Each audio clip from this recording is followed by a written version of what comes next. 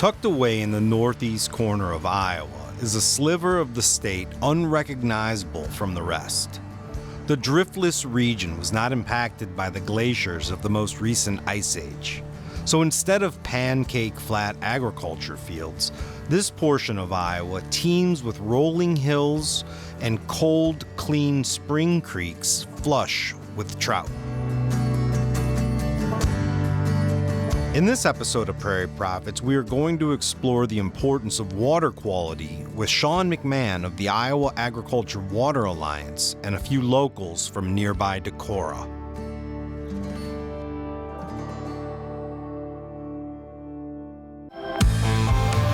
Out here in the heartland, where agriculture drives rural economy, we are on the path to a future that not only produces food, but also renewable energy, ecological services, and improved wildlife habitats.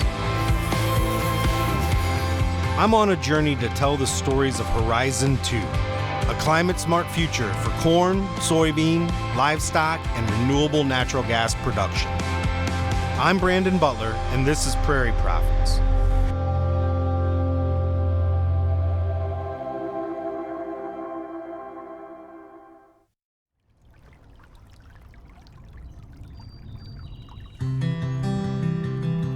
Sean McMahon is the executive director of the Iowa Agriculture Water Alliance.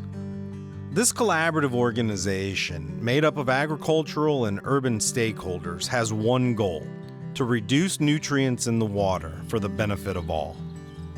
Sean, what is the Iowa Agriculture Water Alliance? So we were founded about 9 years ago, Brandon, by Iowa corn, Iowa soybean, and Iowa pork, with a mission to increase the pace and scale of farmer-led efforts to improve water quality.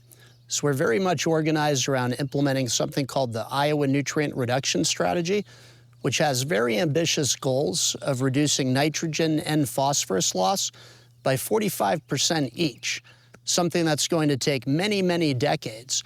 So we're organized around implementing that, and in particular, bringing together the ag associations, the agribusinesses, the conservation organizations, and urban communities to partner with the ag sector on public-private partnerships to improve water quality. When you hear the name Iowa Agriculture Water Alliance, it has a very environmental tone to it. Some might think it's a standalone environmental organization, but your founders are really agricultural associations. Yeah, we truly are founded by ag groups, Iowa corn, Iowa soybean, Iowa pork. But we do have conservation organizations in our advisory council, groups like the Nature Conservancy, Ducks Unlimited, Pheasants Forever. So IAWA is really a bridge-building organization. We build bridges between the public and private sectors, between ag and conservation organizations, and urban and rural communities, and upstream and downstream communities. But we certainly do have ag and conservation working hand in hand together on our projects. And what are some of those projects? Well, we're known for our public-private partnerships, and there's a Farm Bill program called the Regional Conservation Partnership Program, or RCPP.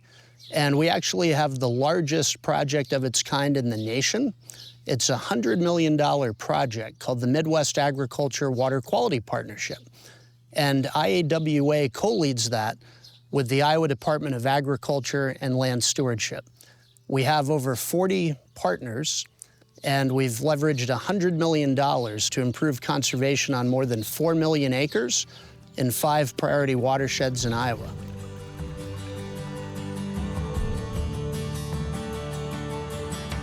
The reason the trout water exists here is because the water quality is high enough and the water is clean enough to support such a finicky species. And something that's common throughout this area is you see vegetation right up to the stream bank. You know, we talk a lot about that in Horizon 2, and how if we were to line our rivers and streams with prairie, we could have water quality like this throughout the heartland. Yeah, you're absolutely right, Brandon. Trout are a very sensitive species. You know, they're sensitive to water quality, they're sensitive to water temperature, and they don't exist just anywhere. And in order for it to be a healthy, self-sustaining population of trout, you really do have to have a lot of continuous cover. So You know, here we see meadow, pasture on both sides of the stream. One of the things, in fact, the trout just jumped right there in front of us. But one of the things we've seen in Iowa over the last 70 years or so is a lot of land use changes where we've lost a lot of pasture. We've lost a lot of prairie, small grains, crops that farmers really don't plant very much anymore, like oats, wheat, sorghum, barley.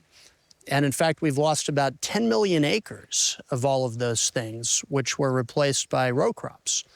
And so when you look at the scale of land use in Iowa, and 2 out of every 3 acres are in row crops, you can see that we have a very leaky system. You know, once we have bare ground, there's a lot of opportunity for nitrate leaching and soil erosion. That's why prairie strips and cover crops are so important, because they'll put living roots in the soil. They'll hold that soil in place.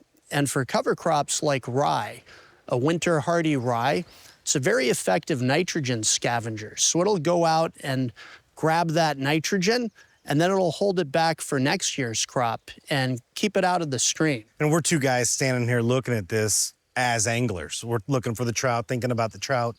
But the people at the coffee shop we visited with today, the people at the restaurant where we bought dinner, there's so many people that economically rely on this water to remain clean and pure. So these trout will be here, which bring tourism dollars and anglers to the area to rent hotel rooms and buy meals and gas and clothes.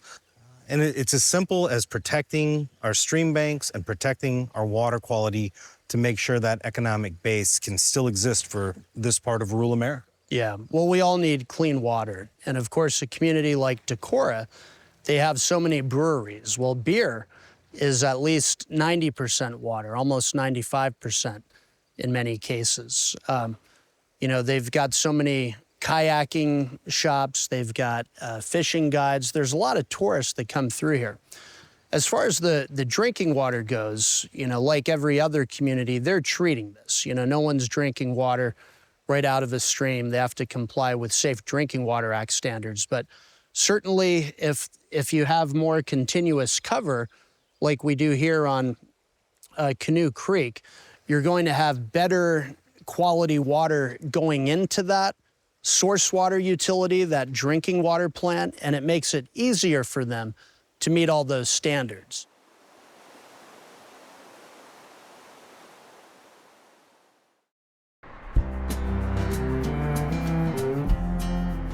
You can't brew good beer without clean water.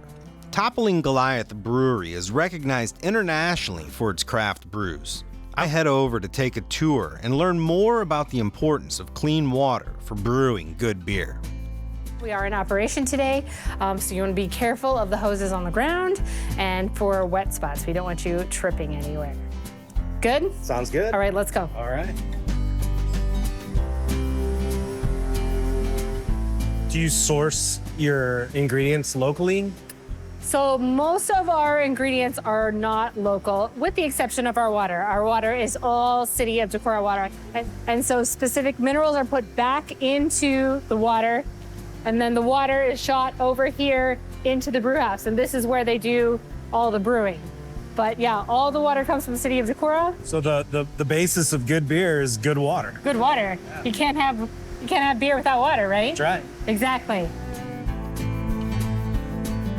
You know anything about brewing? Not much. Okay, so you know you need 4 major ingredients for brewing. You need grain, we need water, we need yeast, and we need hops. So grain comes in, water comes in through and mixes up with the grain. That's how you get all the wort. Then we move it over here. Yeah, how do you get the different types of beer? How do you get the different flavors of beer?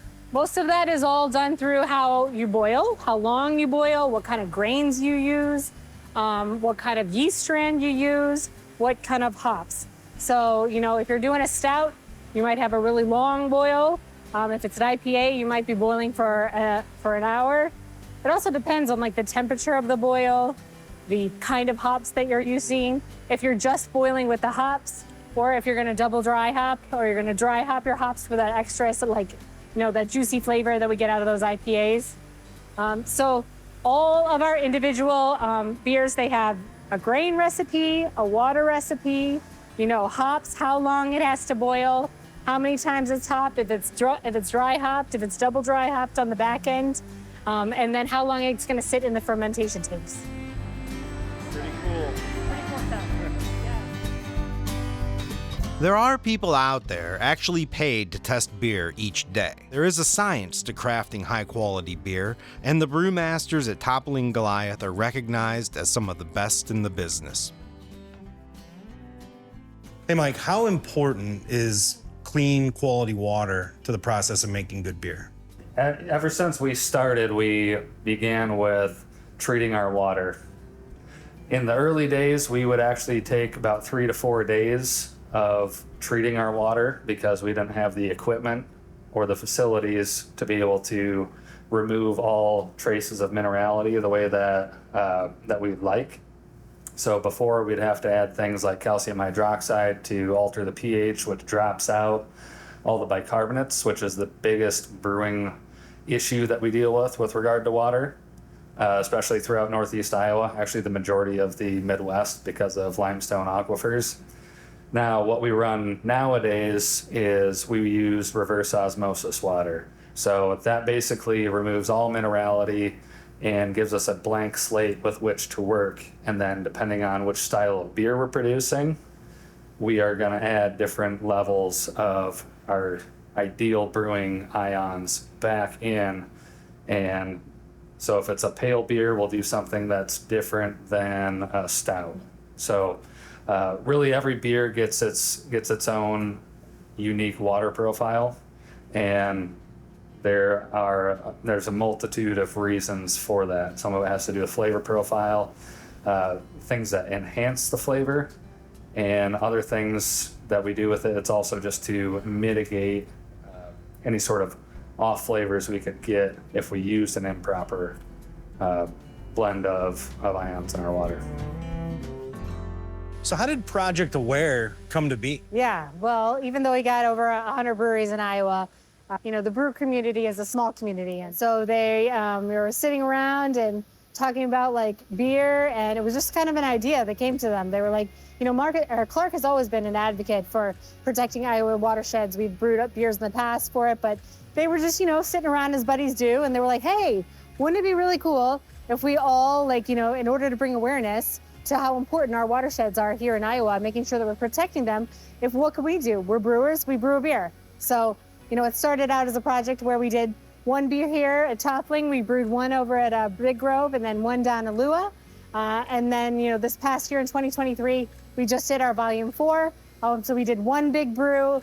And before we kind of had supported individual organizations that help with Iowa watersheds. We did the Upper Ottawa River Alliance. This year, we are all supporting Project A.W.A.R.E, which is the largest volunteer-led river cleanup in Iowa. That's awesome. Yeah, pretty exciting. So when everybody just comes together for the greater good of the local... Greater good of the water. Yeah. Yes, so we're going to come together, we're going to clean up the river, and of course, we're going to drink some beer.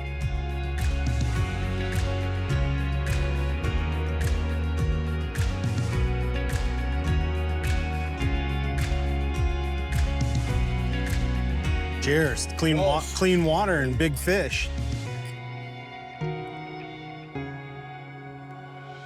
Toppling Goliath ties clean water to industry and economy. Jobs and incomes are tied directly to this resource. More to the point, though, of what one might expect when speaking to the importance of taking care of our water is its impact on recreation and natural beauty.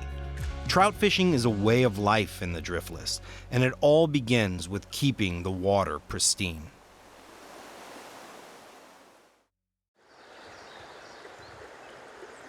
This time of year, we lose a lot of it. I like fly fishing, man, when you're not throwing 2 flies, a sinker, and a bobber. It complicates life. Kent Kleckner with Bear Creek Anglers is an expert fly fisherman and local fishing guide who has spent his life learning about, embracing, and protecting the trout streams of Northeast Iowa. We spent a morning fishing with Kent to gain a better understanding of the importance clean water trout streams have on the region. I don't have a little knot right there, and so casting it's gonna end up sliding down. But we'll see.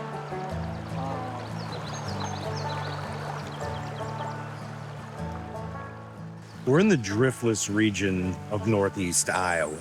This is a very special part of the country for fly fishermen because the cold water creeks hold trout throughout the year. Trout require not only clean water, but cold water. The Driftless is known for its small creeks, its wade fishing, its very intricate type of angling. It takes a collective community of not only agriculture and conservationists and industry to protect this incredible resource. They've done a great job here in northeast Iowa. And today we're enjoying the spoils of years and years of protecting the water quality of this special creek.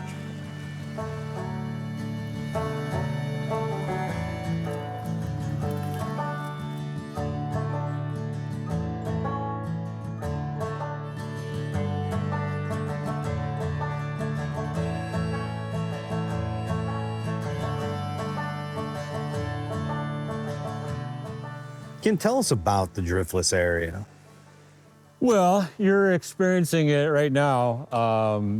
God's beauty. The glaciers missed this area. They didn't drift through here, and so it left all of the valleys and the limestone bluffs exposed. And that's one of the reasons that we have all of these spring-fed trout streams, is because the glaciers missed this area.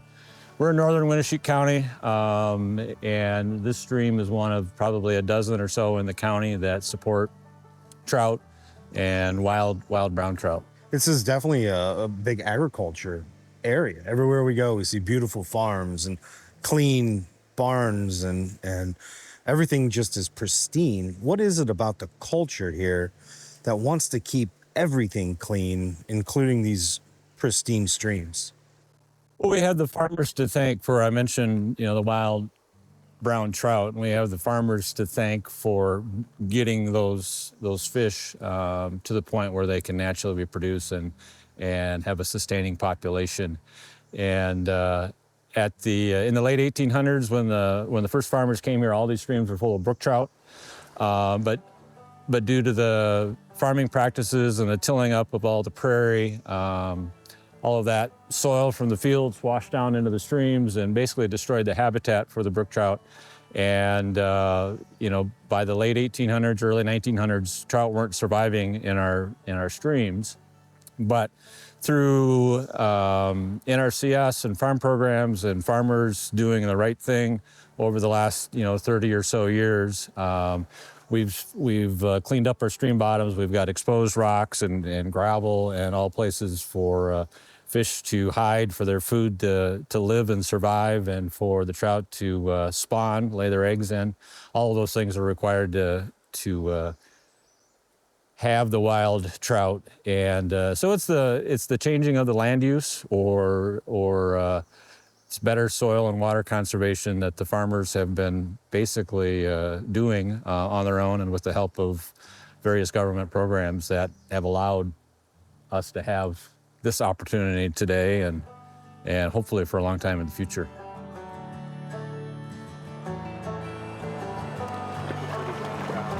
Pretty brown trout. This is what you come to the Driftless area in Iowa for.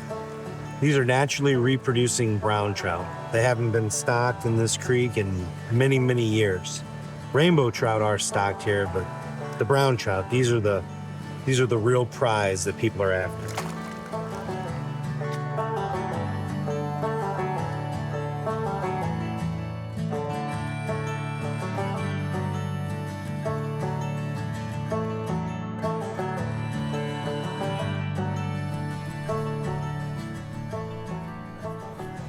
Wade, we met last night at the brewery, and now I run into you tying flies at the local coffee shop here in Decorah. This is a pretty cool town. Yeah, I've lived here all my life. I absolutely love it, and I wouldn't want to live anywhere else. It's great. fly fishing is big in the area. It's certainly something that you're interested in. Why is this area so great for fly fishing? Just the driftless nature of where we live. We didn't get millions of years ago or whatever all of the glacial drift, so it left, didn't flatten everything out, gave us all these nice valleys and trout streams and so on. And it's a hidden gem.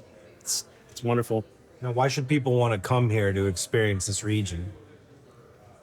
The peace, I think, the peace of it, really. The more time I find myself on the water, the more I find pieces of myself that I thought were lost, and that you can really find yourself on the water, and it's just kind of lose yourself in finding yourself again and the nature of it.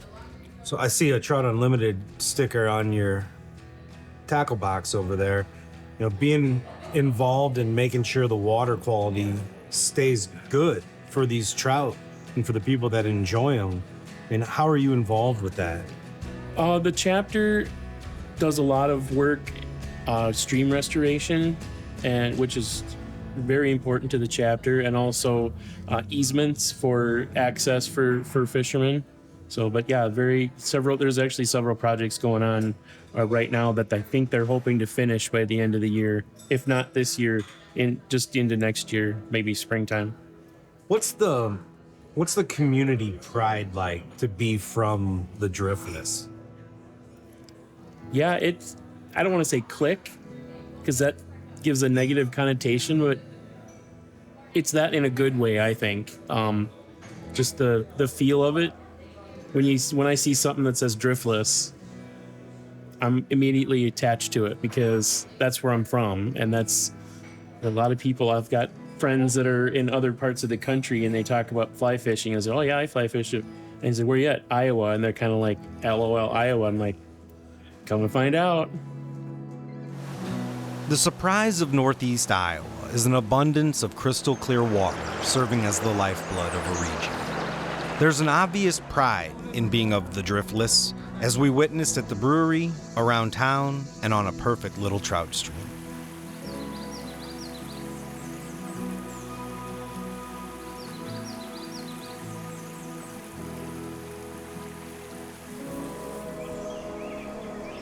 The work of the Iowa Agriculture Water Alliance and many other organizations to monitor and protect these waters and water quality across the country is truly imperative. Water is life, and in Northeast Iowa, they're doing it right.